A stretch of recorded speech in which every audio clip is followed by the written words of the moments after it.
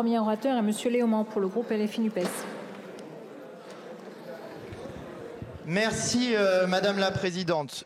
Nous sommes très inquiets vis-à-vis de ce projet de loi et c'est la raison pour laquelle nous avons déposé une motion de rejet. Vous voulez faire de la surveillance algorithmique et étendre une surveillance algorithmique dont vous nous aviez dit qu'elle serait d'abord réservée aux terroristes et puis maintenant vous voulez l'étendre sur les questions d'ingérence étrangère. Mais nous sommes très inquiets pour la raison suivante, c'est qu'en commission, voici ce qui nous a été dit.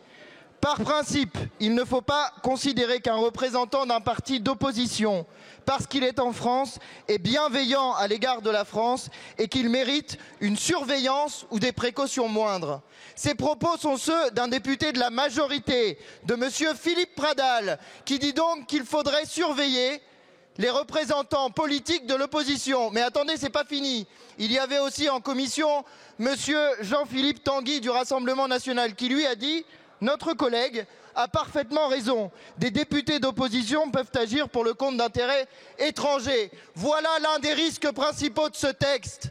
Au prétexte de lutter contre les ingérences étrangères, vous voulez en réalité mettre de la surveillance algorithmique partout, et y compris, si l'on comprend bien, potentiellement sur des représentants de l'opposition. Eh bien, ma foi, si vous voulez lutter contre l'ingérence étrangère pour protéger la démocratie en utilisant des méthodes antidémocratiques et en transformant la France en autre chose que la démocratie qu'elle est, pour l'instant encore à peu près, en dépit des efforts que vous faites pour 49.3 après 49.3, limiter la souveraineté populaire qui s'exprime par ses représentants, nous-mêmes et l'Assemblée nationale, eh bien vous êtes en plein dedans, raison pour laquelle nous voterons favorablement à cette motion de rejet préalable. Et je vous prie de m'excuser, je suis un peu essoufflé et je suis arrivé pile à l'heure.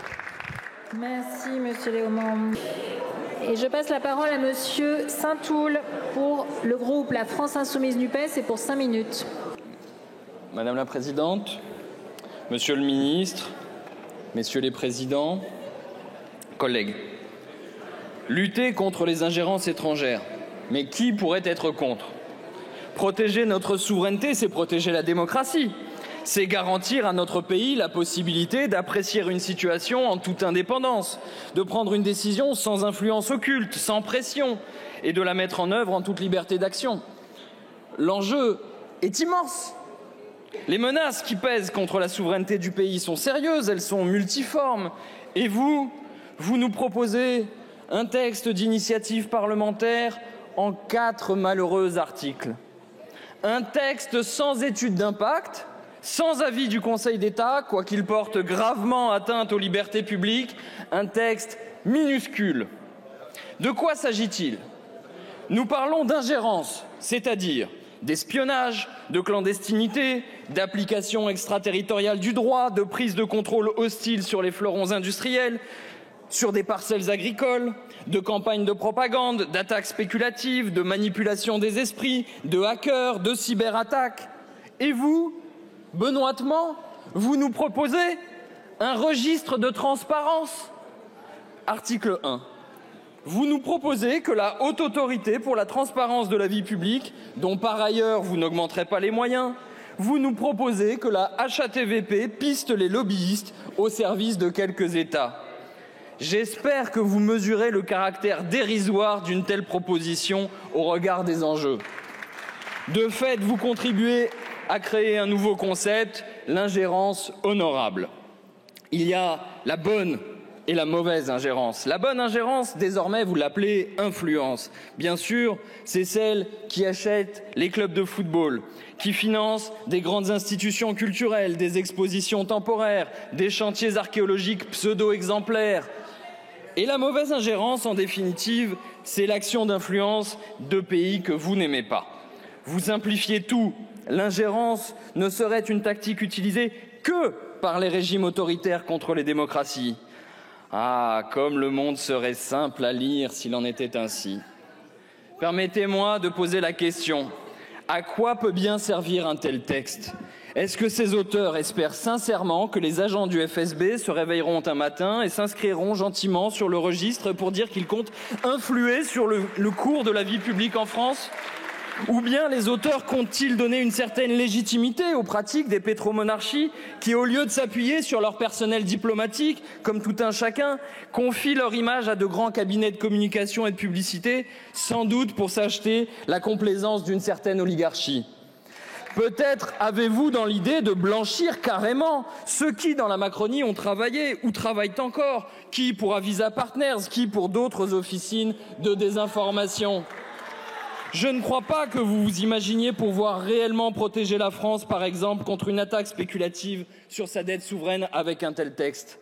En tout cas, ce qui est certain, c'est que vous ne pouvez pas avoir pour objectif de protéger l'économie française contre les attaques du Department of Justice des États-Unis et des milliards de dollars d'amende qu'ils se donnent le droit d'infliger à nos entreprises. Ce qui est certain, c'est que ce texte ne permet pas de lutter contre la propagande émise à jet continu en direction de notre population par des chaînes satellites en faveur d'un génocide en cours. Ce qui est sûr, c'est que le texte cache mal votre propre responsabilité dans le démantèlement de l'industrie française, dont la vente d'Alstom est l'emblème le plus douloureux. Ce qui est sûr, c'est que cette proposition de loi, dans son article 3, restreint encore et toujours les libertés publiques. Opportunément, alors qu'un texte du gouvernement vous obligeait à saisir le Conseil d'État, voici une proposition de loi venant des parlementaires et qui vous permet d'attaquer les libertés en catimini. Après avoir pris le prétexte de la lutte contre le terrorisme pour autoriser des techniques de renseignement intrusives, les auteurs proposent désormais de recourir à ces mêmes techniques dans le cadre de cette lutte très indéfinie contre les ingérences. L'article 2 prête à sourire car il s'agit d'une demande de rapport que vous nous refusez systématiquement lorsqu'il s'agit de documenter des faits graves, comme par exemple le coût annuel de la suppression de l'ISF. Évidemment, avec une demande de rapport, les puissances ingérantes n'ont qu'à bien se tenir. On est réellement stupéfait devant tant d'amateurisme et de désinvolture. D'autant plus grand quand on se rappelle qu'il y a moins d'un an, notre collègue Constance Le Grip, qui n'est pas une insoumise, rendait un rapport d'enquête contenant 10 recommandations pour la lutte contre les ingérences. Vous n'en avez retenu qu'une, la 8e. Devant un texte si peu ambitieux, une seule question, mais pourquoi? Merci, monsieur le député.